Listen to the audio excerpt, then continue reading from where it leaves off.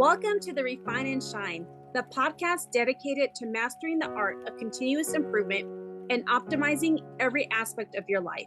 I'm Angelina Rivera, your host, and together we'll uncover the secrets to refining our lives, our habits, and our processes to unlock our inner brilliance. Join us on Refine and Shine, where we'll delve deep into achieving more in life without the burnout and without all the stress. This podcast is your platform for a more fulfilling life through continuous improvement and personal growth. In each episode, I and a diverse array of guests discuss practical strategies for up-leveling every aspect of your life. From developing good habits and organizing your space to refining your mindset and personal goals, we're going to explore it all. Our guests share personal stories about the systems they've developed or systems they've used and the tweaks they've made in their lives when refinement was needed, allowing them to truly shine. Listen to Refine and Shine to learn how you can implement continuous improvement techniques in your daily routine, develop and maintain healthy habits that lead to success and satisfaction, organize your life to reduce the stress and increase your productivity, foster a growth mindset that propels you to new heights.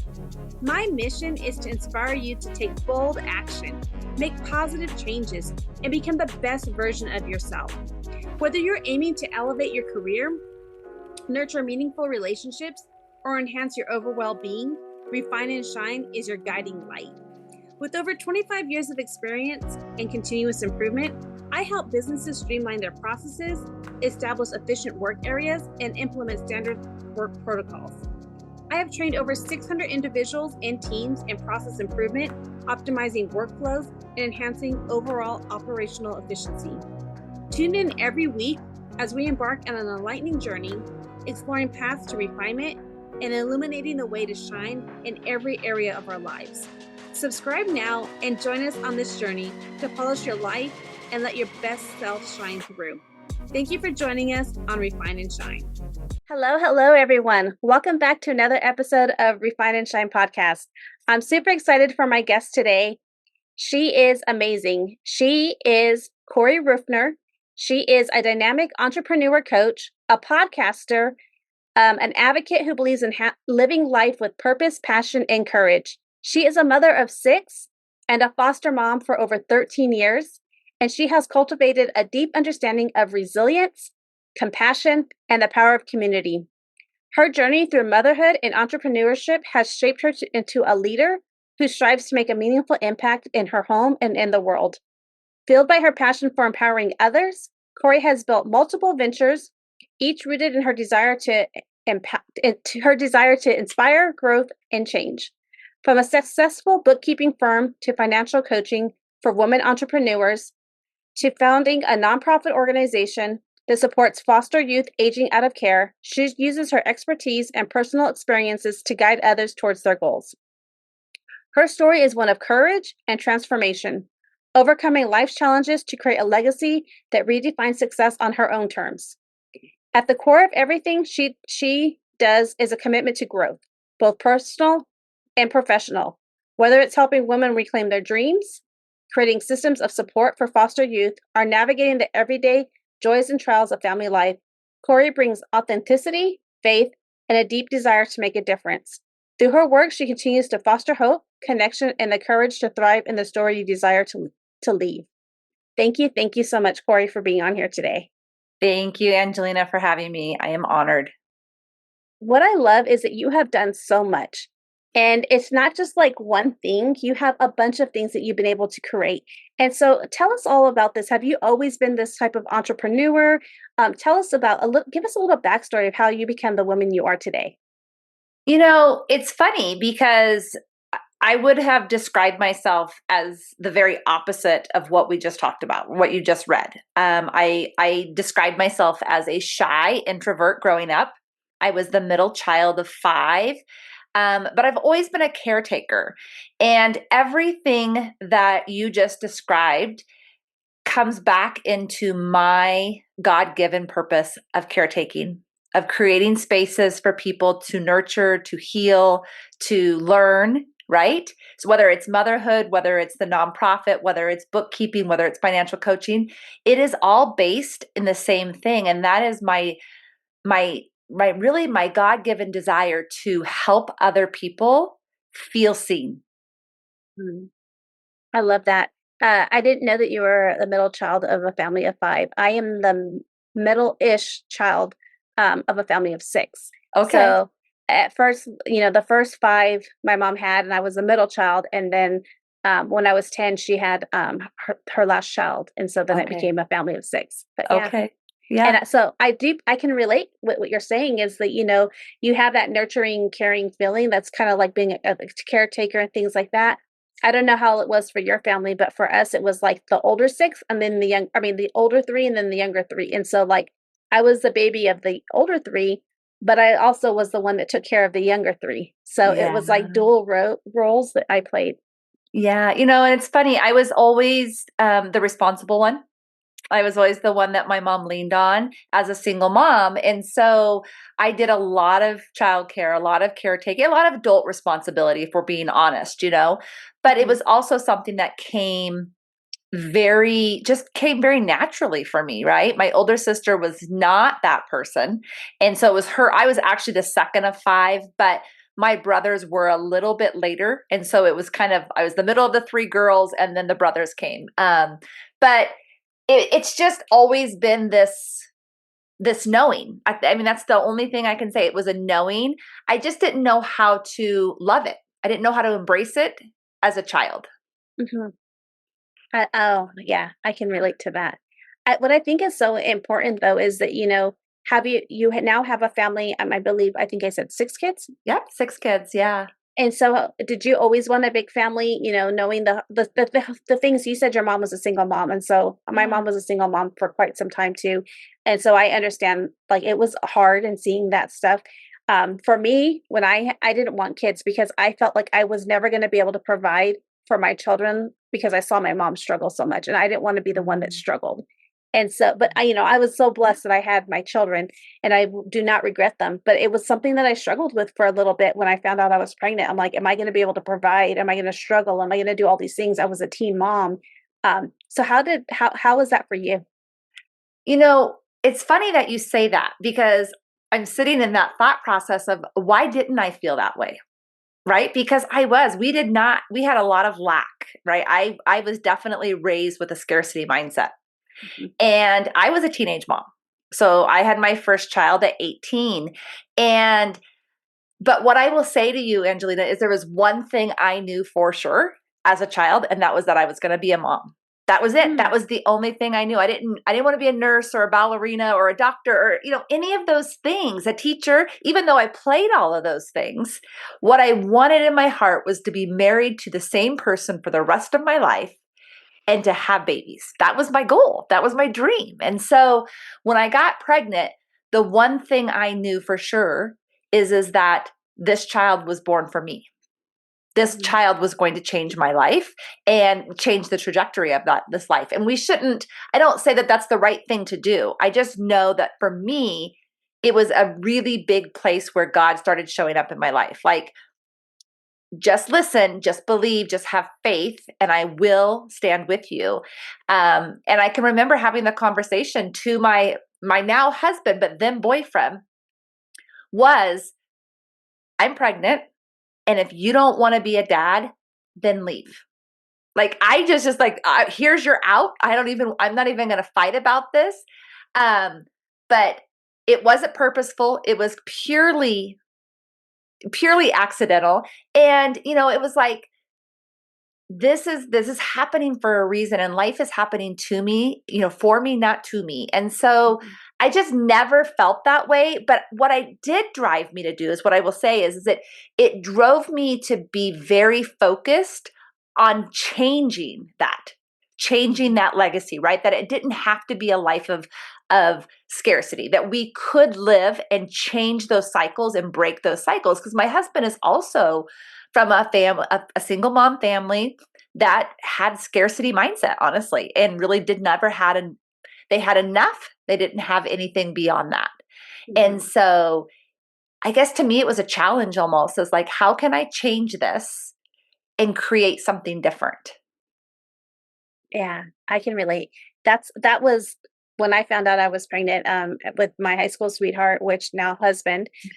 So see so many similarities, and we Yes. didn't even. I didn't like. I'm like I got chills of all the similarities that we have. Um, with him, when we found out, I was like, okay. And he came from a family of two. Like it was just him and his brother. But again, he had seen his mom go through, trials and tribulations and several marriages before. She's been married to the same his stepdad now for I don't know how long, but quite some time. But he knew him and I both knew no matter what, we knew we were going to have some hard times, but we knew that we wanted to stay. We didn't know what a working marriage looked like, but we knew that we were going to try to work on our marriage and our, try to stay together as much as we could. And I will tell you, was hard. There was a lot of trials and tribulations. My husband suffered from a lot of, mental health illness, issues, addiction. But now he's 11 years sober. A lot of things that we had. And so for me, my thing is I was always driven. I always felt having my children forced me or made me want to pursue things that I never thought I could pursue. Agreed. Being not, and sometimes it was to a bad where I became not like a workaholic, but learning, and but from those lessons made me become gave me the lessons that I know today that I can use to teach others. Like you said, it's like everything that we go through is for us, even though some might be painful, it is for a purpose for us to teach others how to, not do the mistakes that we had. Yeah. And I love that you talked about the scarcity mindset, because that's, we talked before we started airing, like I am affected deeply by this government shutdown.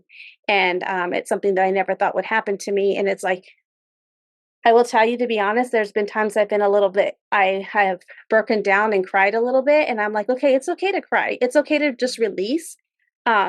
Because, that's okay. Even Jesus wept, right? The shortest Right. verse in the Bible. Because I was like, you worked from, as a child, getting in line to have government cheese and peanut butter and bread, that you would wait in line to get these things, living off of food stamps. And I was like literally born in the projects. Like I was born in the projects, born at home. And I worked so hard never to have to never have to be in that situation with my children, never having to be dependent on government assistance and everything. Not that I say that that's wrong, because those programs are in place for a reason. But I always felt like, I want to make sure that others can have those, and I will work my butt off to not use those resources unless I need them. And now it's like, wow, like we have nothing.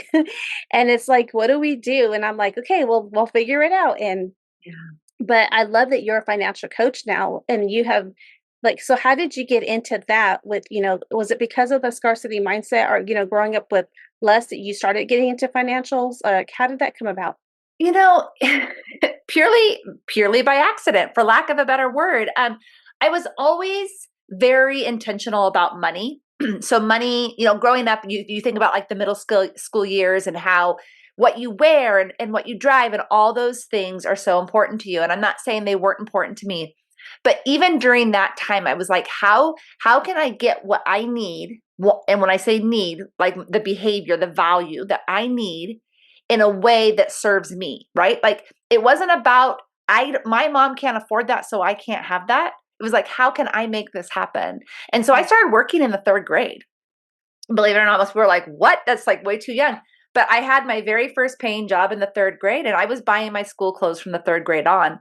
And that just changed something in me. It gave me power. It made me realize that I get to choose what happens, because earning money is an action. And that's what most of us just forget. We think, well, this is my W-2 job. This is how I earn money. And this is all I earn. And this is all there's ever going to be.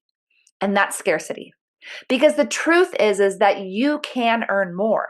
Abundance comes from the fact that you have the God-given right to go out there and be abundant, right? To earn abundantly, to give abundantly, to seek abundantly, all of those things. And so from that time forward, I just realized like you get to choose. And so I was a high school mom, right? I was living, I'm not going to say the projects, Angelina, because we lived in Oregon. So there wasn't really projects, but I mean, one of the worst parts of town by myself with my child until Chad and I realized like, this is what we're going to do. Right.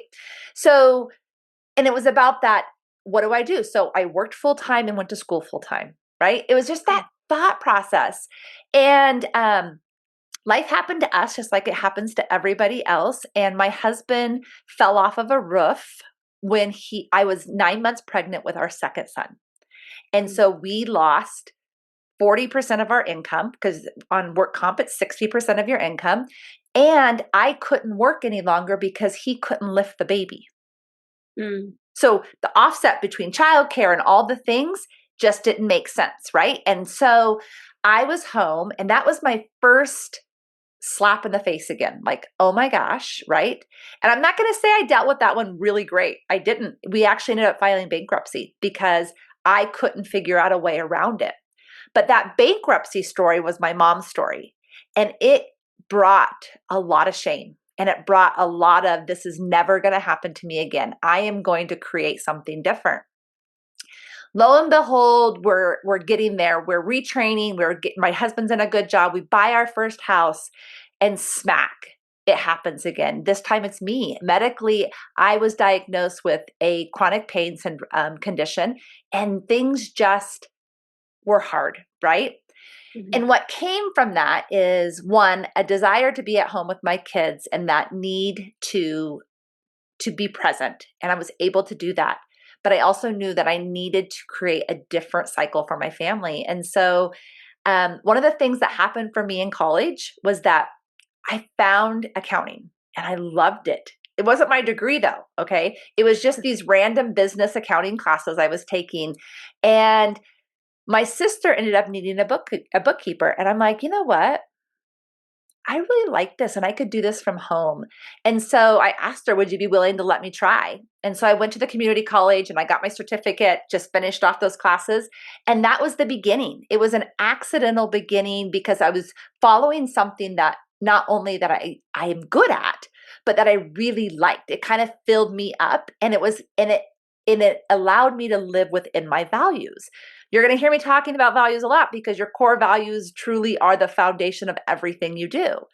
And so when we are able to live in our core values, one of those for me is family. And when I mean family, I meant being at home with my kids.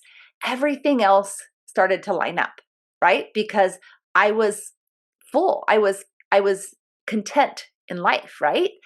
And so for the first 10 years, it was 2 clients. It was our vacation fund. It was just the way that we were able to live again in those core values. And so life again happened, and we had given ourselves the opportunity to make some really big changes in life. And when I say that, what I mean is that we lived below our means. We saved. We had an additional piece of property that we were using as an investment piece of property. All the things that finances typically look like, right? But that was very intentional throughout our entire lives.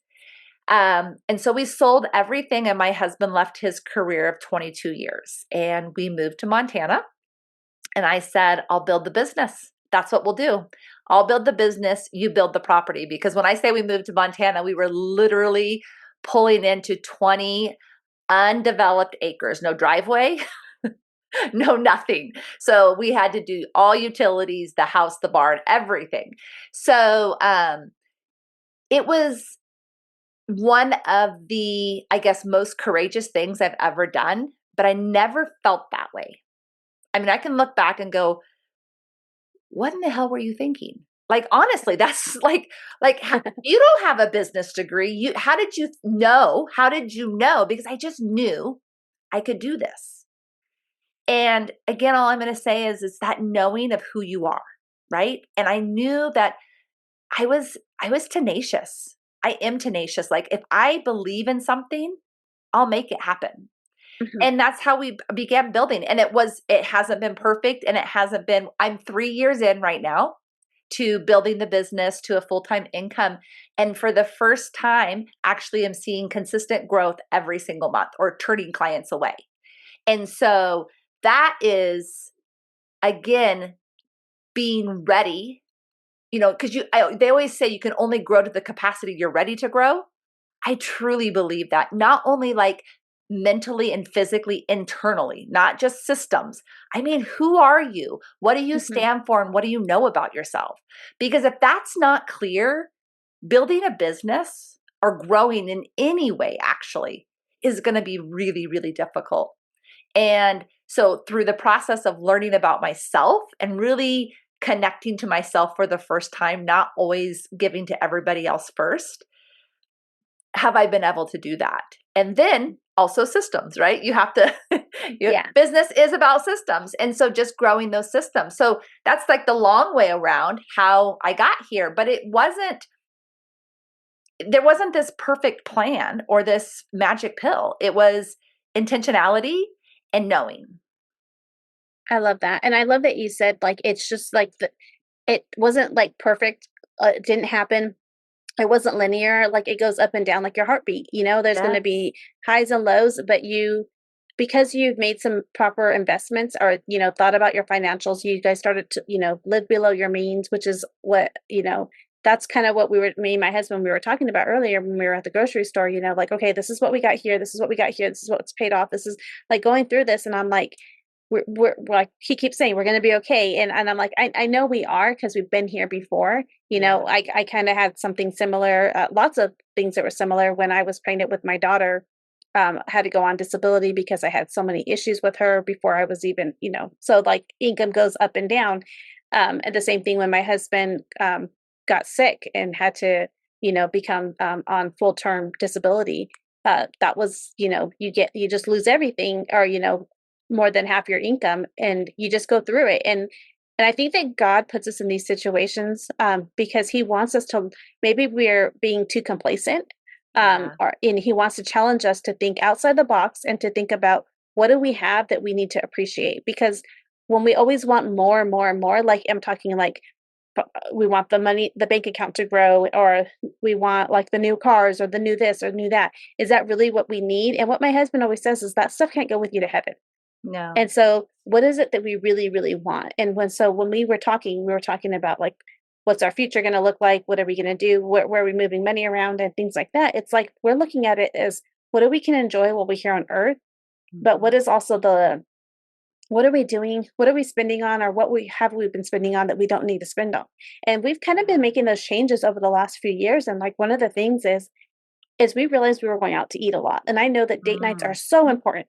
They're so important but we did ours a little differently. We were like, in this last year, when we kind of like, we're going through our finances, you do your end of the year budget or your end of the year stuff, and you start adding up things, and you're like, we spent this much money eating out.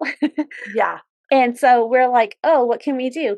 So we decided to change that, and we ended up investing in a grill that we wanted, so that we can make our meals at home a little bit different, like making ourselves, like little things like that. And we plan our meals together. We do our like things like that.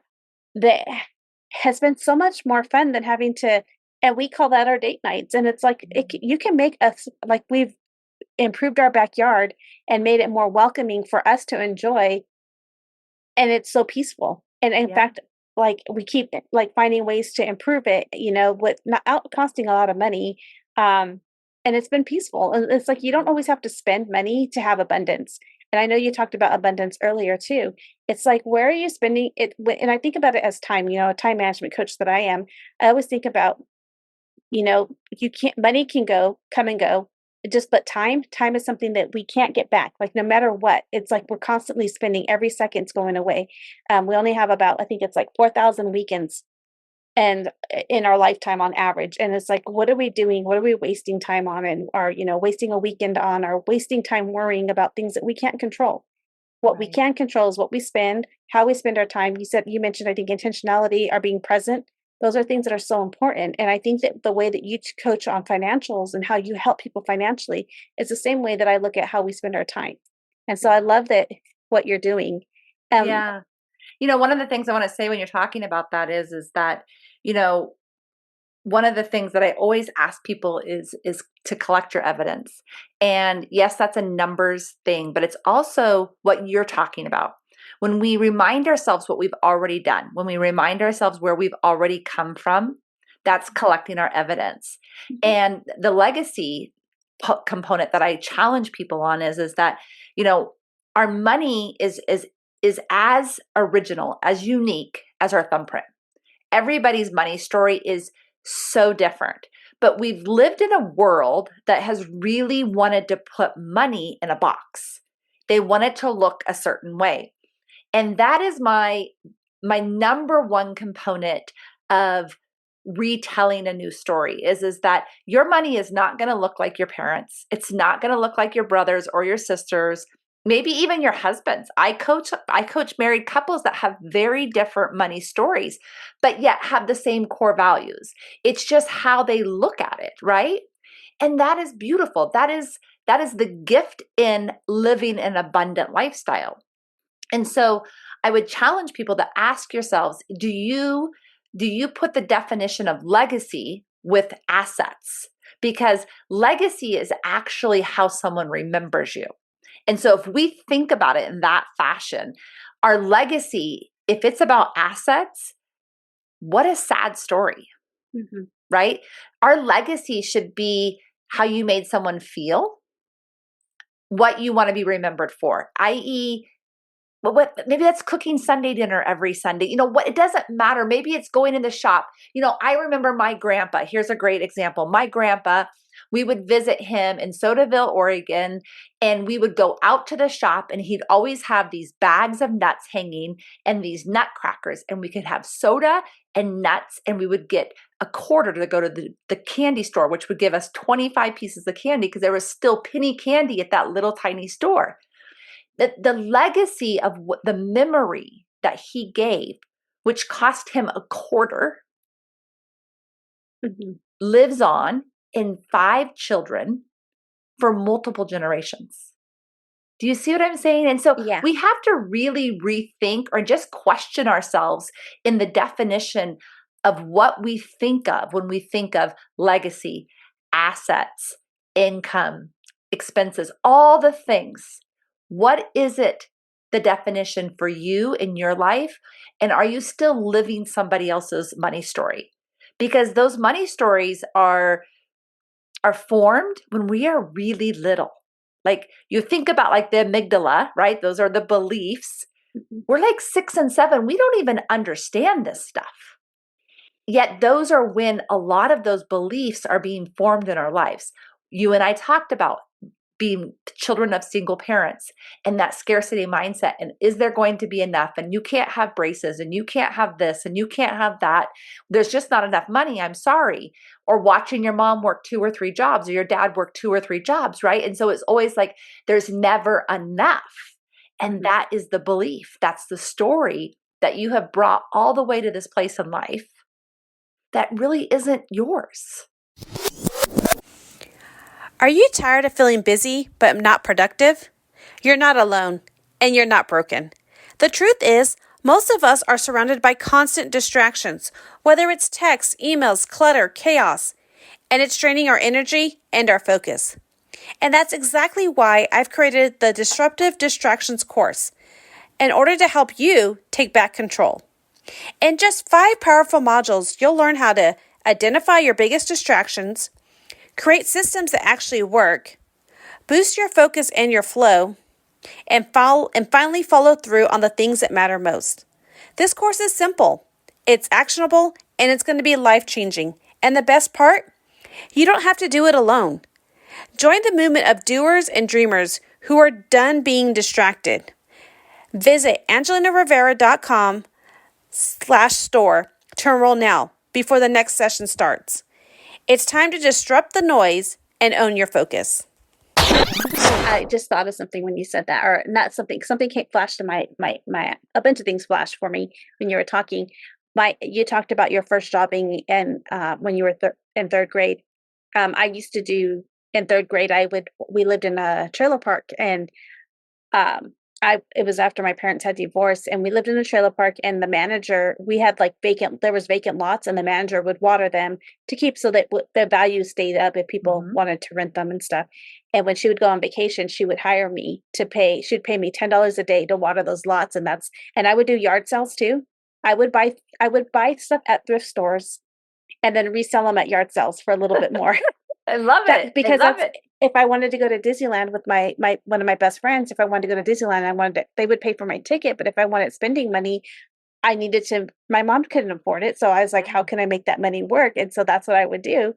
And in eighth grade, the summer between eighth and ninth grade, I got a job as a summer youth program for the state of California. They don't have it anymore, but I got a job at the courthouse. It was during the Aaron Brockovich case. Because I lived in Wow. the famous town of Barstow, where the PG&E case was going on. And I worked at the courthouse that summer. I actually worked 2 summers, and I got paid, minimum wage was $4.25. I got paid $4.50 an hour.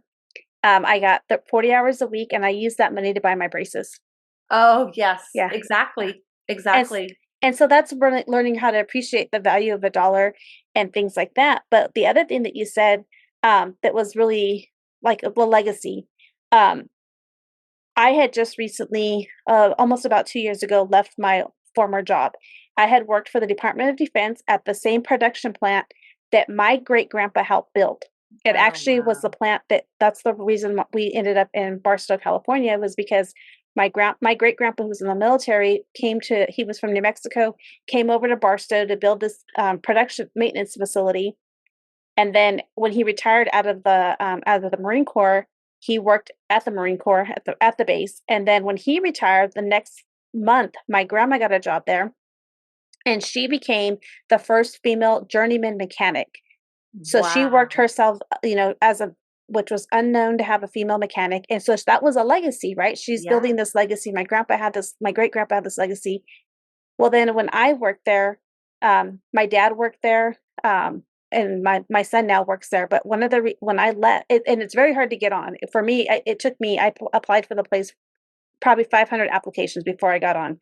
When I got Wow. on, I was so excited, and I worked myself from a secretary almost to the highest that I could work myself up to. And when I decided to leave, everybody was like, "You have this great job. Why do you want to leave?" And I said, "Because I want to leave a legacy. I want to leave a legacy behind." When I say leave, everybody's like, "How's that leaving a legacy?" I said, "I want to show that my family or my kids or my children or anybody after me, that you don't have to stay where you're at. Yes, Yeah. this place has meaningful, I have ties here, I have this and that, but I was almost capped out, and I could stay there and work 12 more years, or at that time, 14 more years, making the same amount of money and have no growth, or I can leave, go and take a promotion, and show my family that you can go anywhere you want to go in Right. life." And that And was that change is uncomfortable, yes, but that's true. possible, right? Like, Yeah. it's uncomfortable. We get stuck in that thought process that just because it's hard, or just because we have to do something that feels very fearful, that we shouldn't do it. But fear is a gift.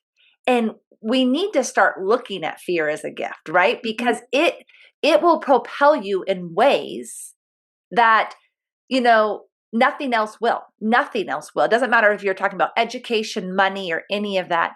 Fear is the number one growth factor in life.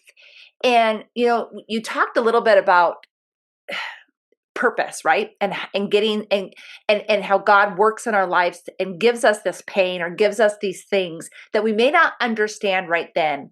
And then we go forth. We keep taking one step in front of the other, and it all starts making sense.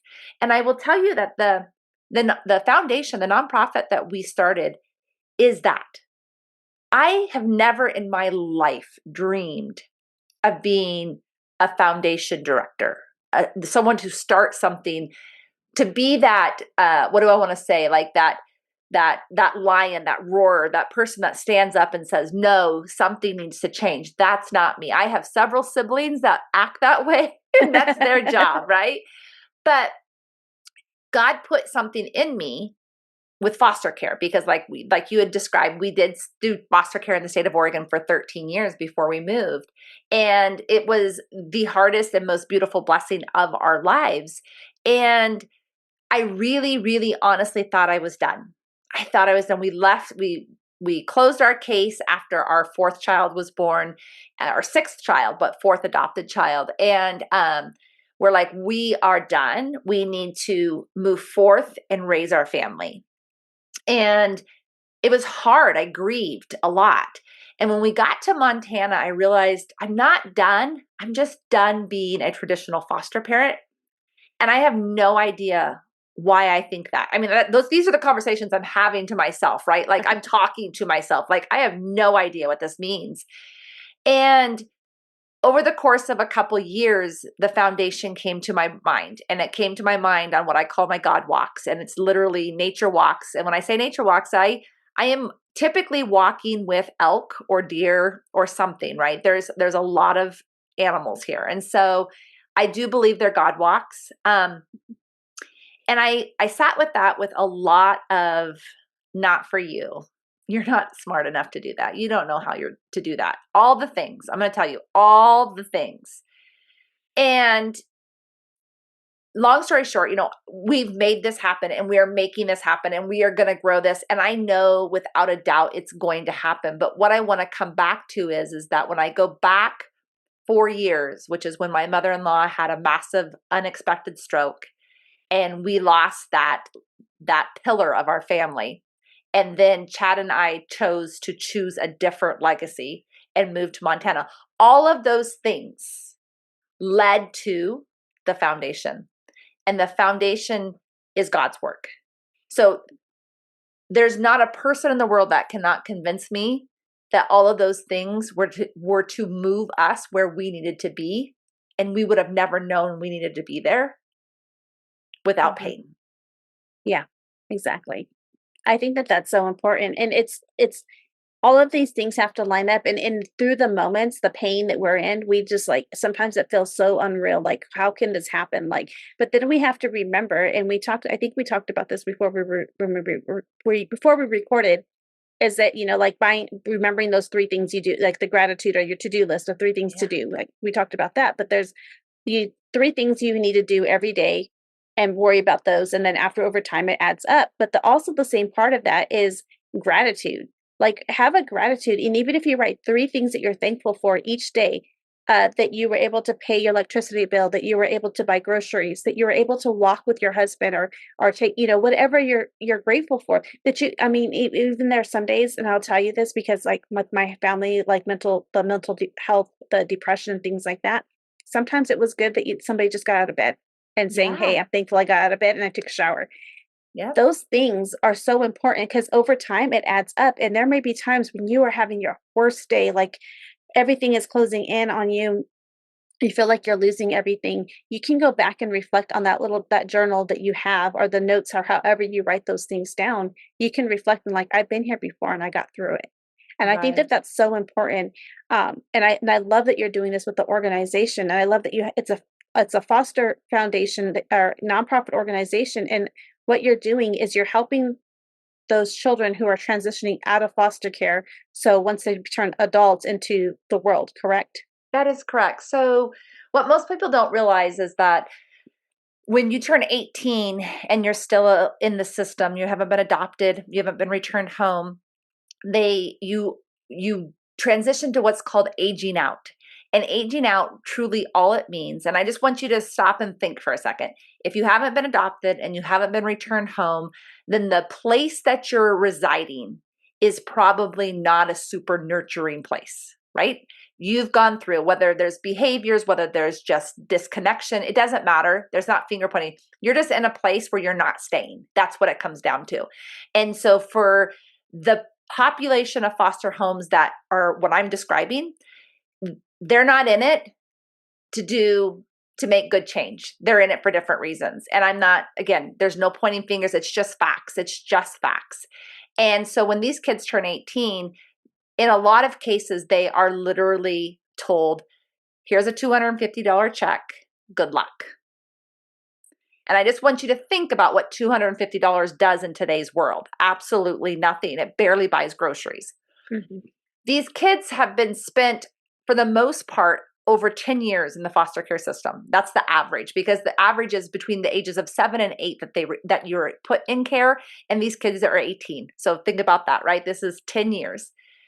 For those 10 years, they have been told what to like, what to smell, how to dress, how to act, where to go, when to go there. They have literally had no choices. They don't get to choose to have haircuts. They have to ask permission, piercings, anything. And this doesn't come down to safety. This comes down to politics, honestly. It comes down to politics and systems that are in place for systems, but not for humans. And so they go into this place of their lives with absolutely no skills, none. They've barely made it through high school in most situations. And that would be basic academic skills. But we all know that basic academic skills don't get you through life. You need life skills, right?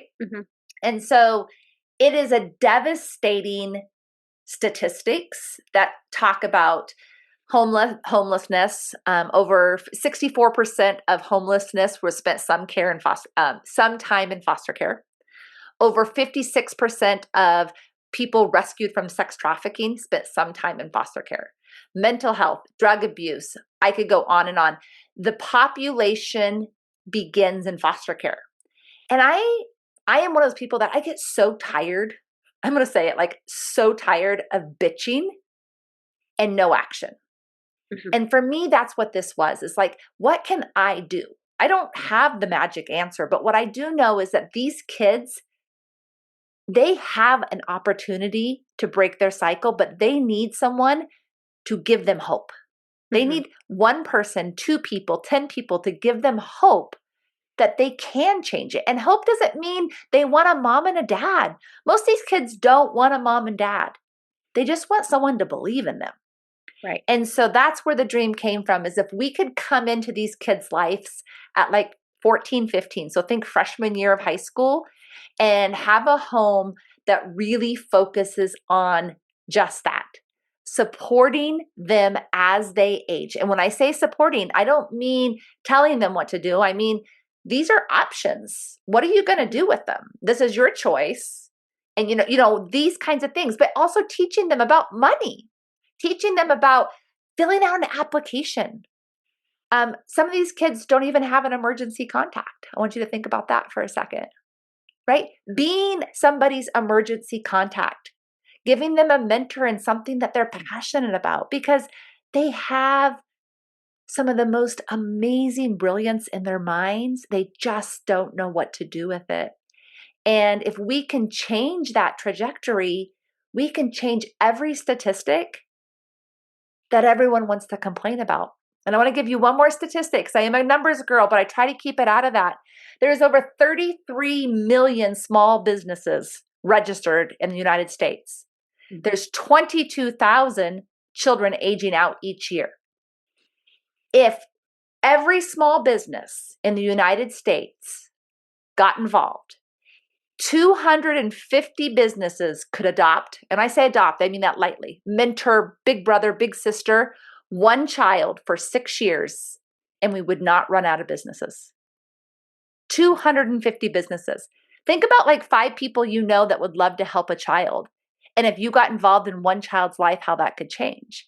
And that's the mission. I want to show people that we can do this. We can all do something. We can't all adopt. We can't all open a home. But the big picture is I would love to create a blueprint where any state in the nation can open a home like we're designing to house and support and give these children hope. I love that. I love that. In fact, I'm manufacturing, and in the manufacturing world, there's 98.5% of the businesses in manufacturing are small businesses. Yes. In the United States. And so, and I get it. Some of them are small mom and pop shops and things like that. They don't know how to do a lot of things. But another thought is, and this is kind of probably a little different, but that they can provide technical skills as well for these children. Learning how to weld. Yes. Yeah. When I'm talking about mentoring, that's what I'm talking about. The likelihood that most of these kids, I'm not going to say, I shouldn't say most. There's at least 50% of these kids that have no desire to further their education. And honestly, may not even have the mental capacity to do that until they get a little bit further in their healing journey.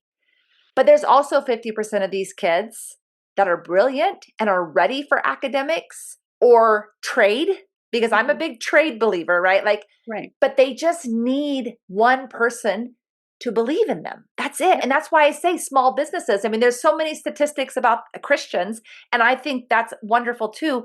But I want these kids to have skills to better themselves, to create this cycle break, this legacy that they dream of. And in order to do that, we have to give them a skill where they can earn money. It's an action. Yeah. Yeah. And so when I talk about small businesses because we think about all the skills. I have money skills. You have time manufacturing skills. Even your husband, he has skills that he could bring on, right? We all have skills if we would take a minute to understand that these children are our children. And it is our responsibility to change what is currently the status quo, because the status quo right now is lacking so desperately. What I love about that, what you're saying is I just have this, me and my visions and thoughts and stuff. There's a lot of things out there to help people that are inmates and helping them transition out of jail. I'm not being mean. I'm not trying to be mean when I say this, but some of them have made their choices that they made. Whereas these children are in foster care not by a choice that they made. It could be a choice of their parents. It could be a choice, different things that could have happened. But they didn't make a choice at 14 to be in the system that they're in. Right. And so if we can provide, and if the, state funding and organizations and nonprofits and businesses and all these things, grants could be written to help these people, these children, who are our future, and help them get these the skills that they need, would be such an impact. And, I hear it all the time, from the manufacturing side, that we don't have people trained who want to be welders. People aren't going to school to be welders. People aren't going to school to be machinists. People aren't in tire shop. Like when I was hiring for, I used to be a mechanical production branch head. And when I was trying to find people, a lot of people didn't want to work or weren't skilled in these things because they don't. But if we could help them now at this age, I will tell you that my son became a journeyman mechanic at the age of 21. One, because he had a father who loved to work with him, but also because he was able to take an ROP class and learn mechanical skills. Yeah. So when he was what most people could not believe that he had the skills he had he got hired as a full-time journeyman mechanic. People are like, what the heck? And I'm like, you don't, again, it goes back to legacy, like how family teaching you, but he was blessed to have that, where here 4 years later, he's, still doing a permanent, has a permanent mechanical position, where a lot of kids don't have that. A lot of his friends, we see them, they don't have fathers in their lives, or they don't have those things. And so him teaching them how to do these things has gotten them to get the jobs. But that's one child, who's helping his peers. But could you imagine if you learned that at 14 or 15 or 16 and had that support? I could see so much for this foundation and helping, and I could see a house in every state, or even houses in every state. Right? Like, because you're in California, and the numbers in California are the highest in the nation. So we would need multiple houses, but that's possible. Anything is possible, but it really just takes the knowledge base that everybody can do something. So even if you can't open a home, what can you do to support someone who wants to open a home? What can you do to support, even before we talk about homes, in your city, in your community, there are foster children that you may or may not know exist. And if you contact the agency about being a volunteer, it just takes one, right? I'm not going to say it's going to be easy, but if 5 business owners came together and said, we want to mentor one child for the next 6 years, all through high school and the post 2 years of them aging out, we want to support them. We want to teach them what we know. We want to do whatever it is. That I'm telling you, at first it would be like this. Oh, this is too much. We can't do this. But when people started getting wind of it, the impact is just absolutely mind-boggling of what could happen. And like you said, the prison systems, what if we took all that money that we're spending and put it into the foster care system, and the prison systems never got as full as they currently are because, again, foster children are part of that system. Right? It's just a cycle, and they are the foundation of every other system. Yep. And not because, like you said, they chose it. because it was chosen for them. Mm-hmm. It starts with the children. Yeah. And it was always in their lifetimes and in their stories, it's always been what is wrong with you versus what happened to you. And we need to start reversing that. What happened to you and how can I help you instead of what's wrong with you? Because there's nothing wrong with them. But if most people knew the things that have happened to them, they might begin to understand why they behave and act out the way they do. I love that. I love everything that you've created. And so, as we wrap up, because there's so much, we could probably do it like so much more. But as we wrap up, I mean, when you do, just tell me a little bit about you. So you do coaching, you have this foundation. But could we, if people wanted to, before you talk about, because we were talking about the foundation first, if people wanted to donate or help the foundation, where could they do and how do they contact? Who do they contact for that? So fosteringthesummit.org is our website. And it's just, we've just given birth to this year. So it's all building, but like our next event is a turkey trot at Thanksgiving. It's a virtual turkey trot. So you can create a group in any community you want.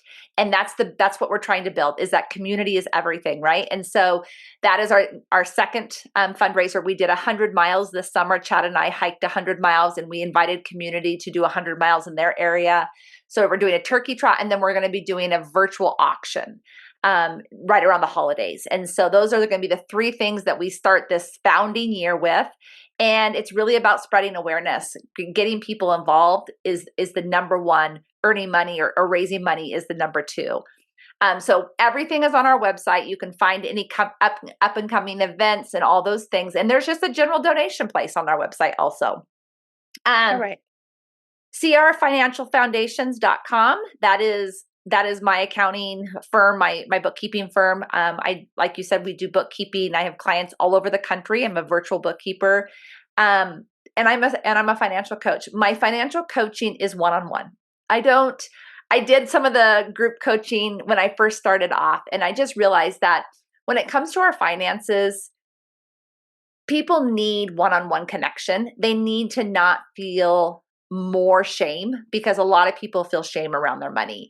And so it just came to me that, that for me, this is what works, and I'm going to do what works for me so that I'm as impactful as possible in each person's life. And so I do one-on-one coaching, but again, crfinancialfoundations.com. That's where anything with regards to money is involved. And I love that. And I'll make sure that I put both of those links in the show notes. And then we didn't talk about this, but I talked about it in the bio, but you're also a podcaster. So you can talk a little bit about your podcast. The Courage Coalition. So the Courage Coalition is just that, stories of real humans living courageous lives. And when I mean courageous, it's not these big, huge things. Sometimes it's the small, little things. Sometimes it's the big, huge things. And a lot of times it's all the stuff in the middle, right? It's living true to themselves. It's stories of living true to themselves. We talk about mental health. We talk about foster care. We talk about sex trafficking. We talk about starting over. We talk about, there's nothing we don't talk about. And it was just really a place because I wanted everyday people's voices of courage to be shared with the world. I love that. I love that. It follows along with the Refine and Shine model that I have as well. It's because everyday people, there's things that we can hear that can show it. You don't have to be the person on TV or a millionaire to show that you made an impact in where you come and how you've pivoted or changed things in your lives and you have the courage to do so. So I love that. Yes, absolutely. As we wrap up, I'll make sure I have all your links in the show notes and everything, but I always ask my guests to just give my listeners who are listening today an action, a word, a phrase, a book to read, a quote, anything that you like for them to hear today in order for them to start to refine and shine, because that's what it's all about. You have showed us how you and your husband have went through, we shared it all, teenage pregnancy, losing things, illness and all the things, and rebuilding and all of these things, to now having, a successful coaching business that is your full-time income for 3 years. Plus you have your podcast, plus you guys started this foundation. So you have done a lot of great things to refine and shine.